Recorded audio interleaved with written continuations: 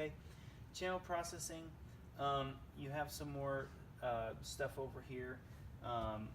That's the, you can access everything from here. This is another insert, so you actually have multiple inserts. And then you can change it, EQ, then dynamics, dynamics, then EQ, so you can change some of that stuff off. But we don't need to get into that in too much detail.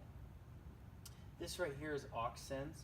So if you want to make a channel pre-fader or post-fader, do you guys know what that is? I don't. Okay.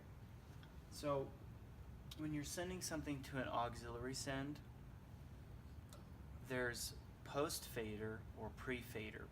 So with your monitors, when you're sending something to your floor monitors, if you have it post-fader, that means when you're mixing and you're making adjustments on the fader, those level changes are reflected down on the monitor.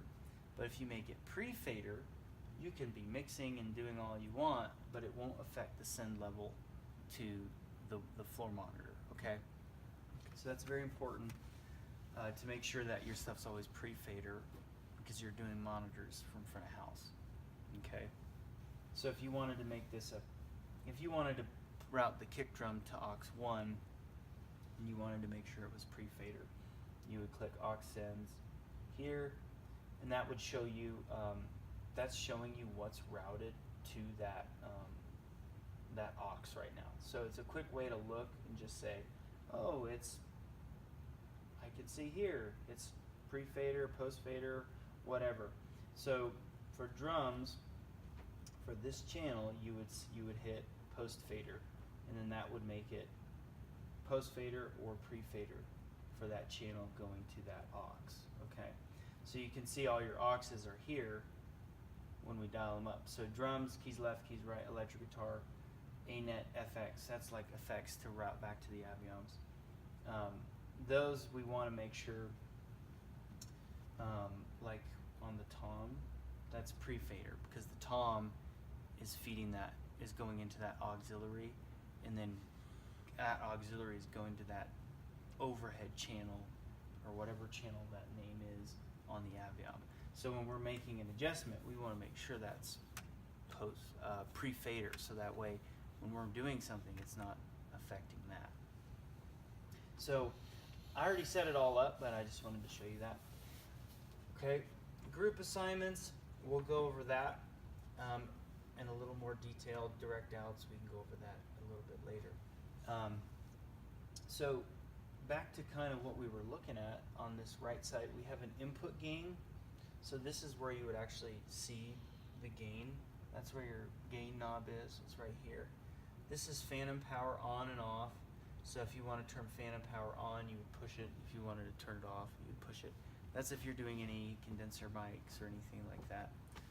Do you guys use any condenser mics? We do. Sometimes, yeah. Okay. So you use phantom power for that, and that's how you turn it on. Input trim. So there's a gain, and then there's another level of input trim. So that's actually another level of trim. So if you have this turned all the way down and you're still clipping or you're still getting too hot of a signal, you can turn the input trim down on that channel. Okay, but I would just leave the input trims at 0 because that way you can do everything off the input gain, and then if there's too much, then just go over the trim and turn it down. So is trim like just fine tuning like the gain, it's or what is after the it's been amplified, so it's another step of amplification. So Okay. if you want to, or attenuation if you want to bring it down. So Okay. it's just another step. But you can do most of the stuff off the input gain like you normally would. So, okay. That's delay. You don't need to delay channels. That's only in certain applications. So I wouldn't do any delay stuff in your situation. That's only if like you have an effect thing coming back in and you want to make it spread out more. So you don't really use it ever. So that's that menu. So